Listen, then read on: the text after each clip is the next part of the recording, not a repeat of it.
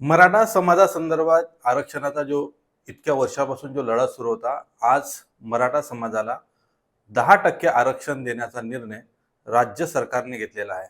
या संदर्भात गेल्या 6 महिन्यांपासून मराठा आंदोलक मनोज जरांगे पाटील यांनी आरक्षणासंदर्भातला हा जो लढा आहे, हा सातत्याने समोर नेला होता. त्यानंतर आज विशेष अधिवेशन घेऊन राज्य सरकारने अखेर मराठा समाजाला 10% आरक्षण देण्याचा निर्णय घेतलेला आहे.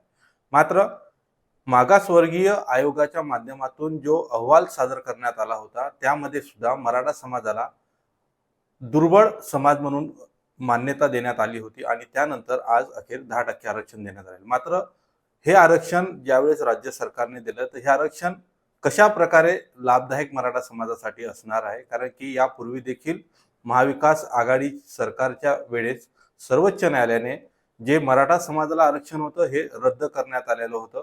मात्र आता राज्य सरकारने हे जे 10% आरक्षण जे मंजूर केलेलं आहे, ते सर्वोच्च न्यायालयात किंवा न्यायालयीन कसोटीमध्ये कशा प्रकारे टिकणार, हा सर्वात मोठा प्रश्न राज्य सरकारसमोर असणार आहे.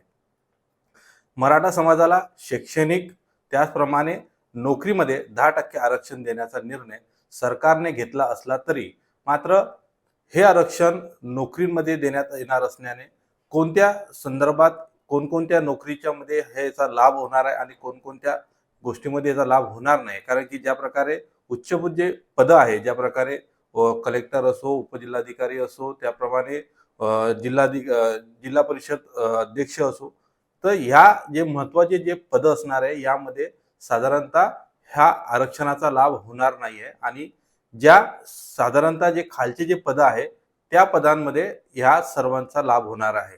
म्हणजे पोलीस शिपायाची भरती असो, मात्र उपविभागीय उपनिरीक्षक जे पद आहे त्याच्यासाठी हा लाभ मराठा युवकांना होणार नाही आहे. परंतु सर्वात मोठा प्रश्न हा असणार आहे की हे 10% आरक्षण कशा प्रकारे टिकवायचं. कारण की 2014 मध्ये ज्याप्रमाणे उपमुख्यमंत्री देवेंद्र फडणवीस यांनी मराठा आरक्षणासंदर्भातला महत्त्वाचा निर्णय घेतला होता. नारायण राणे यांच्या समितीने जो अहवाल दिला होता आणि त्या अहवालानंतर पहिल्यांदा 10% आरक्षण देण्याचा निर्णय घेण्यात आला होता आणि नंतर हे आरक्षण 16% वर नेण्यात आले होतं. परंतु नंतर काही कारणास्तव हे आरक्षण पुन्हा 13% आणण्यात आलं. मात्र 2019 मध्ये ज्यावेळेस राज्यामध्ये महाविकास आघाडीचं सरकार होतं, त्यावेळेस सर्वोच्च न्यायालयाने हे आरक्षण पूर्णपणे रद्द केलं.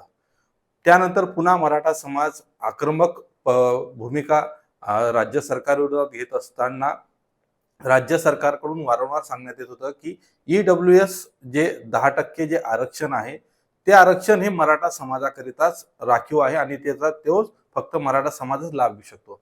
मात्र मराठा समाज कुठेतरी या संदर्भात दुखावलेला होता. त्यानंतर 6 महिन्यापूर्वी मनोज जरांगे पाटील यांनी आरक्षणाची पुन्हा भूमिका घेतली आणि राज्य सरकार विरोधात मोठं आंदोलन उभं केलं. त्यानंतर कुठेतरी राज्य सरकारनं आता आंदोलनाची दिशा आणि आगामी निवडणुका लक्षात घेता मराठा समाजाचा रोष राज्य सरकारला निवडणुकीमध्ये तरी पुरणार नाहीये. त्यांचं कुठेतरी त्या संदर्भात जे मताचं जे राजकारण आहे याला देखील हानी होऊ शकते. त्या दृष्टिकोनातून हा 10% आरक्षणाचा निर्णय घेतलेला आहे. मात्र हे आरक्षण 10% देण्यात आलं असलं तरी न्यायालयात कशा प्रकारे टिकणार. कारण की सर्वोच्च न्यायालयाचा इंदिरा साहनीचा ज्या अहवालाचा वारंवार जो अहवाला दिला येतो की त्याच्यामध्ये 50%च्या वरते कोणत्याही राज्यामध्ये आरक्षण गेलं नाही पाहिजेत असा एक निर्णय सर्वोच्च न्यायालयाचा आहे. मात्र असे अनेक उदाहरण आहे. एक विशिष्ट एक उदाहरण देता गेलं तर तमिळनाडू राज्यामध्ये 52%च्या वरते आरक्षण गेलेलं आहे. अशा प्रकारे देशामध्ये असे 22 राज्य आहे ज्याचा उल्लेख खुद्द आज मुख्यमंत्र्यांनी अभिभाषणामध्ये त्यांच्या केलेला आहे की ज्या ठिकाणी 50%च्या वरती आरक्षण गेलेलं आहे. त्यामुळं मुख्यमंत्र्यांनी एक आश्वस्त केलेलं आहे की जरी आज राज्यामध्ये 72% जे आरक्षणाचा जो मर्यादा आहे हे अगर हे 10% जर त्यात ऍड केले तर ओलांडण्यात येणार आहे. परंतु सर्वोच्च न्यायालयामध्ये महत्वाचे वकील उभे करून चांगले वकील देऊन हे आरक्षण टिकवण्यात येईल. मात्र सगळ्यात मोठा विषय याच्यामध्ये हा असणार आहे की महाविकास आघाडीच्या टायमामध्ये ज्या प्रकारे केंद्रातील जे सरकार होतं ते राज्य सरकार विरोधी होतं. आता तीन सरकार म्हणजे देवेंद्र फडणवीस असो, त्यानंतर एकनाथ शिंदे, अजित पवार यांचं राज्यात सरकार आहे. सगळ्यात महत्त्वाचं म्हणजे केंद्रातलं सरकार सध्याच्या राज्यातील सरकारच्या सोबतचं आणि त्यांच्या मर्जीतलं सरकार आहे. त्यामुळं या 50%ची जी अट आहे याला देखील केंद्रातून काही ना काही पाठबळ मिळेल आणि हे जे आरक्षण आहे हे कुठेतरी टिकवण्याचा प्रयत्न राज्य सरकारच्या वतीने करण्यात येणार आहे. मोदी सरकारच्या आगामी निवडणुकीमध्ये मराठा समाजाचं जे मताचं जे राजकारण आहे ह्याला देखील कुठेतरी धक्का लागू नये असाच प्रयत्न भाजपचा आणि जे राज्यातले जे सरकार आहे यांचा असणार आहे. या कार्यकाळामध्ये मराठा समाजाला जे मराठे समाजातले जे विद्यार्थी होते अनेक आतापर्यंत मराठा समाजातले हे जे आंदोलन आहे 100 वेळा साधारणतः मोर्चे आणि अनेक मोर्चे निघालेले आणि ह्याच्यामध्ये 100 जे मराठा जे आंदोलक आहे यांना आपलं बलिदान दिलेलं आहे. मात्र तरी देखील आज मनोज जरांगे पाटील यांनी सगळे सोयरे हा जो शब्द आहे हा अधिवेशनात प्रामुख्याने याच्यावर अध्यादेश निघावा, याच्यावर चर्चा व्हावी या संदर्भात म्हटलं होतं. परंतु असं या अधिवेशनात कुठेही घडलेलं नाही आहे.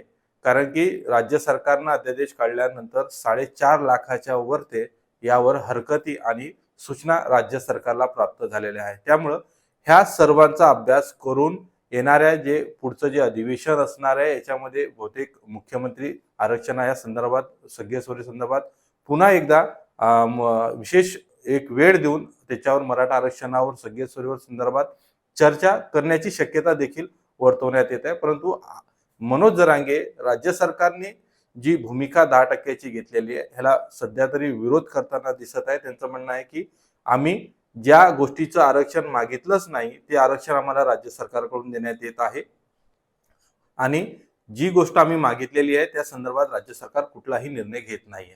परंतु 10% आरक्षण दिलं असलं तरी मराठा समाज, मनोज जरांगे पाटील आणि राज्य सरकारमधला हा जो वाद हा सातत्यानं आता ह्यापुढे देखील सुरूच राहताना दिसण्याची शक्यता आहे.